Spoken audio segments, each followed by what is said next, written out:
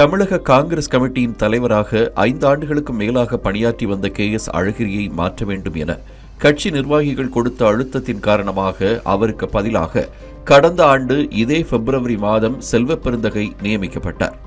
தலைவராக நியமிக்கப்பட்டு சரியாக ஓராண்டை கடந்திருக்கும் நிலையில் செல்வப்பெருந்தகையின் செயல்பாடுகள் மீதான அதிருப்தியின் காரணமாக அவரையும் மாற்ற வேண்டும் என 20க்கும் அதிகமான மாவட்ட தலைவர்கள் டெல்லியில் முகாமிட்டிருப்பது காங்கிரஸ் கட்சி வட்டாரத்தில் விவாத பொருளாக மாறியிருக்கிறது.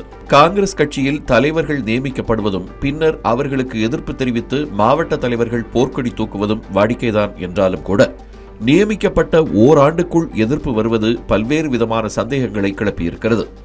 கடந்த மக்களவைத் தேர்தல் நெருங்கும் நேரத்தில் தலைவராக நியமிக்கப்பட்ட செல்வப்பெருந்தகையா முன்னாள் தலைவர் அழகிரி, எம்பிக்களாக இருந்த செல்வகுமார், ஜெயக்குமார் ஆகியோருக்கு போட்டியிட வாய்ப்பு வழங்கப்படவில்லை. இதனால் அதிருப்தி அடைந்தவர்கள் தங்களின் ஆதரவாளர்களோடு இணைந்து செல்வப்பெருந்தகைக்கு நெருக்கடி கொடுக்க தொடங்கினர். காங்கிரஸ் கட்சியில் உள்ள மாவட்ட தலைவர்கள் மட்டுமல்லாது பல சட்டமன்ற உறுப்பினர்களும் செல்வப்பெருந்தகைக்கு எதிராக செயல்பட்டு வருவதாகவும் கூறப்படுகிறது. மேலும் தமிழகத்தில் காங்கிரஸ் கட்சியை வளர்க்க நியமிக்கப்பட்ட செல்வப்பெருந்தகையோ திமுகவின் உறுப்பினர் போல நடந்து கொள்வது காங்கிரஸ் கட்சி நிர்வாகிகளுக்கு கடும் அதிருப்தியை ஏற்படுத்தியிருக்கிறது. கட்சி தொடர்பான விவகாரங்களில் தன்னிச்சையாக முடிவெடுக்கிறார் எனவும் மூத்த மற்றும் முக்கிய தலைவர்கள் மற்றும் நிர்வாகிகளிடம் கலந்து ஆலோசிக்காமல் செயல்படுவதாகவும் செல்வப்பெருந்தகை மீது புகார் கூறப்படுகிறது. மாவட்ட தலைவர்களின் அதிகாரத்தை பறிக்கும் வகையிலான நடவடிக்கைகளில் ஈடுபடுவதாகவும் செல்வப்பெருந்தகை மீதான குற்றச்சாட்டுகள் எழுந்திருக்கின்றன. இந்த புகார்கள் அனைத்தையும் ஒன்றாக இணைத்து நாமக்கல், அரியலூர், பெரம்பலூர், மதுரை, கடலூர், விருத்தாச்சலம் உள்ளிட்ட 20க்கும் அதிகமான மாவட்ட நிர்வாகிகள் டெல்லியில் உள்ள கட்சி தலைவர்களிடம் மனுவாக சமர்ப்பித்திருக்கிறார்கள்.